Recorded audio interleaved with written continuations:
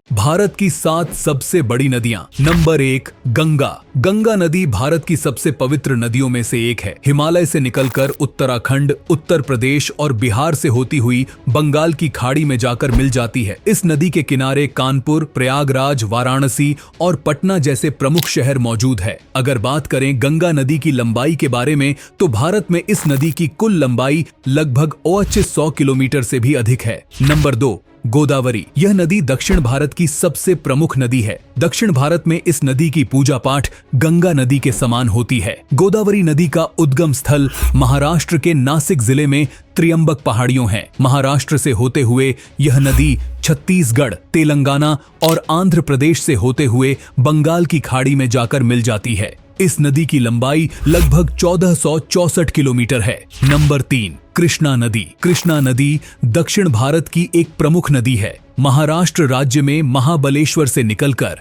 कर्नाटक और आंध्र प्रदेश में बहती है। इस नदी के पानी से कई राज्यों के लोग खेती भी करते हैं। कृष्णा नदी की कुल लंबाई 1400 किलोमीटर है। नंबर 4, यमुना नदी। यह हिमालय पर्वत में यमुनोत्री से निकलकर त्रिवेणी संगम प्रयागराज में मिल जाती है। यह गंगा नदी की सबसे बड़ी सहायक नदियों में से एक है। इस पवित्र नदी के किनारे मथुरा शहर बसा हुआ है। इस नदी के किनारे उत्तराखंड, दिल्ली और उत्तर प्रदेश जैसे राज्य भी है। यमुना नदी की लंबाई 1376 किलोमीटर है। नंबर 5, नर्मदा नदी। नर्मदा नदी, जो भारत में मां रेवा के नाम से भी जानी जाती है, मध्य प्रदेश के अमरकंटक में मैकल पर्वतमाला से निकलती है और गुजरात और महाराष्ट्र होती हुई अरब सागर में जाकर मिल जाती है। यह नदी गुजरात और मध्य प्रदेश के लिए लाइफलाइन भी मानी जाती है। इस नदी की लंबाई 1312 किलोमीटर है। नंबर 6, सिंधु नदी। सिंधु नदी दुनिया की सबसे लंबी नदियों में से एक है। इसकी कुल लंबाई करीब 3200 किलोमीटर है। सिंधु नदी का उद्गम तिब्बत के गूंजी काउंटी में कैलाश के उत्तर पूर्व से होता है। यह नदी तिब्बत, कश्मीर से होती हुई पाकिस्तान के बीच से गुजरती है और फिर अरब सागर में जाकर मिलती है। भारत में इस नदी की लंबाई 1114 किलोमीटर है। नंबर 7, ब्रह्मपुत्र नदी।